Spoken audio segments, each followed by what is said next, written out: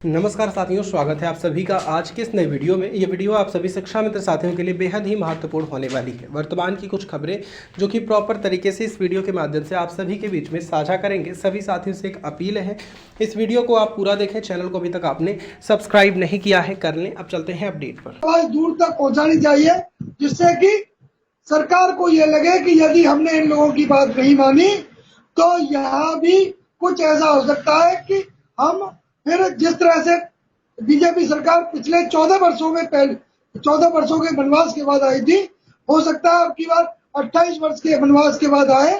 तो इस तरह का हमें एकजुटता दिखाते हुए अपना सामूहिक प्रयास करना चाहिए और सरकार की नाक में नकेल डालनी चाहिए जब तक ये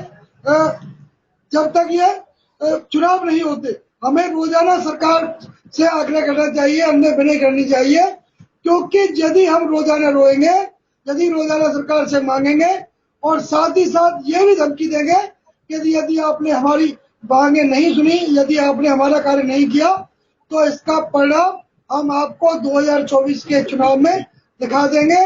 जिस तरह से आपकी सीटें 66 उत्तर प्रदेश में आई थी, हो सकता है वो इस बार 33 भी ना बचे। तो इस तरह से सरकार को दबाव में लाकर ही कोई कार्य किया जा सकता है, वरना इस सरकार से, इस संवेदनहीन सरकार से हमें कोई उम्मीद नहीं है कि यह सरकार कुछ भी हमें सीधे हाथों से दे दे। जी सर। बिल्कुल, मैं स्मृति जी के ही पास जाऊंगा, आपके पास से उदय सिंह। स्मृति जी बहुत कुछ कह रहे हैं, तेवर वो दिखा रहे हैं, शिक्षा मित्र अनुदेशक भी तेवर दिखा रहे हैं, लेकिन क्या आप भी लखनऊ की उस पूरी बात से सहमत हैं जो अधिकारियों ने कहा? जिस तरीके से बिल्कुल। आप भी पहुंची थी क्या लखनऊ? जी, मैंने ही नेतृत्व संभाला था। जी, क्या रहा था स्मृति जी वहां, पूरा वाकया क्या हुआ? मैं इसलिए अलग अलग सबकी बात सुन रहा हूँ कि जब जी, सब बताते हैं और एक ही बात होती है, इसका मतलब यही दम है। क्या अधिकारियों ने मना कर दिया कि नियमितीकरण नहीं हो सकता, जबकि रोज जी, व्हाट्सएप इंडस्ट्री से रोज मैसेजों से आप नियमित पिछले कई वर्षों से हो रहे हैं? जी। उन्होंने साफ कह दिया कि हमारे हाथ में नियमितीकरण नहीं है। तो आपके हाथ में यदि नियमितीकरण नहीं है, तो आप कौन ये आपको अधिकार देता है कि हमारे ऊपर आप रोज एक नया तुगलकी फरमान जारी करके हमारे अपमान में बढ़ोतरी करते हैं।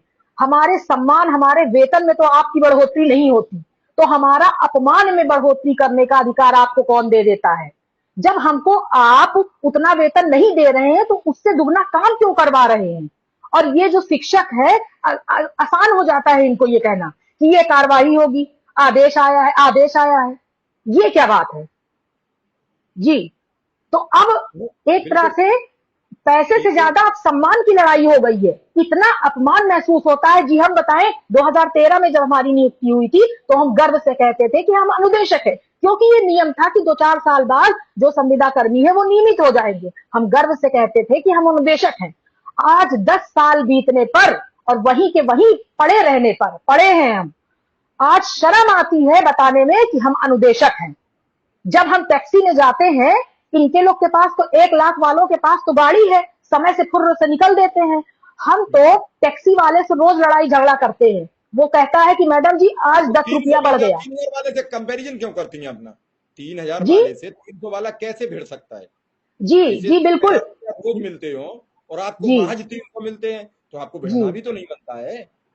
जी, लेकिन वो टैक्सी वाला क्या जानेगा? वो तो बस हाथ में बैग देखा, वो जान गया कि ये तो 1 लाख वाली टीचर जा रही है। उन्हें क्या हाँ, पता अब हम किस किस को रोना रोए। नहीं, जी ये बात नहीं। हाँ, जी बिल्कुल आप ठीक कहते हैं। तो ये ठीक उसी तरीके से हो रहा है जैसे जी हमास को इजराइल बहुत छोटा देश आंकता रहा, आज जी में दे दमादम बम विस्फोट कर दिए जी हैं। तो जी ऐसे ही अनुदेशकों को भी बड़े विस्फोट करने पड़ेंगे।